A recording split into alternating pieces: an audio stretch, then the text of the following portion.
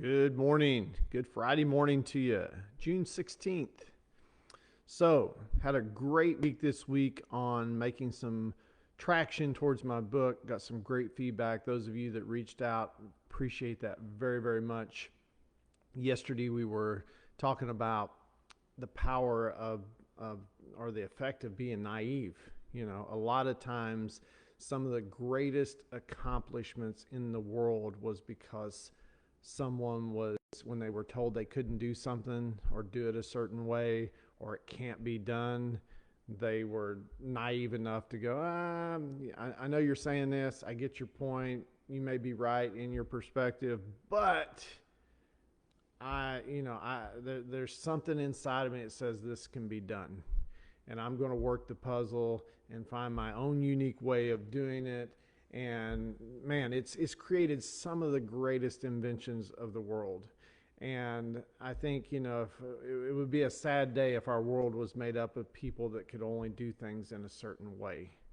A lot of times, changing something just 1 degree, 1%, can change the effectiveness 1,000%. I've seen example after example, some amazing stories. The British cycling team that took on a philosophy, had a coach that took on a philosophy of just being 1% better in every category they could possibly be in, went from being the worst team on the planet to winning just Tour de France after Tour de France. So it's just absolutely amazing what can take place when we have a little bit of naive in us. And, when other people are saying, oh, well, I have to do it this way and this is the only way it can be done.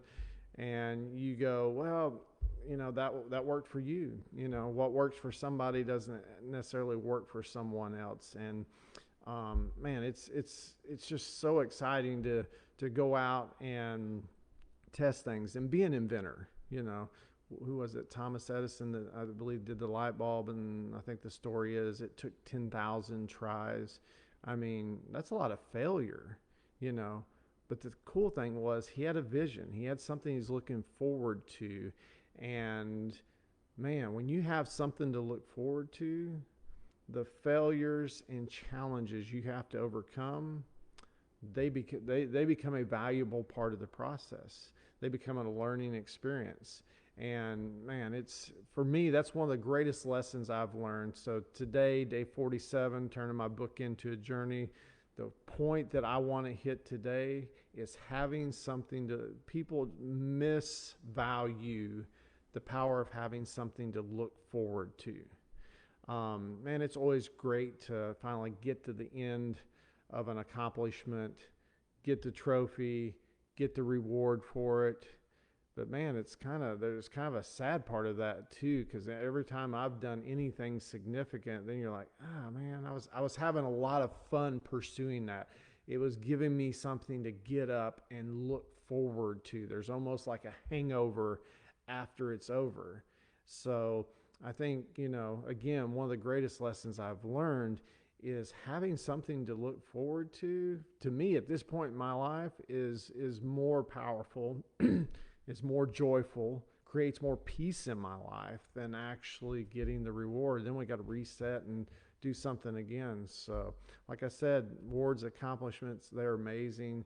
It's great to get to that destination point. But I know for me, when I was younger, and I know it's this way for a lot of other people, a lot of times we're not going to be happy. We're not going to enjoy what we're doing until we get to the destination. And that's, looking back, I'm like, that was dumb. That was stupid.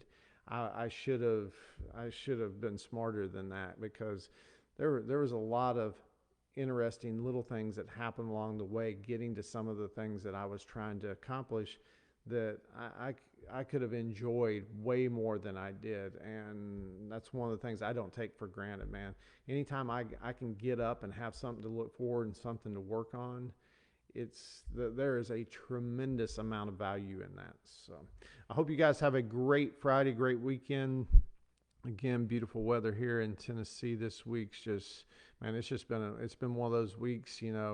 Some weeks are just a lot better than others, and this has been one of those weeks. So you guys have a great weekend. I'll see you guys back here at the first of the week.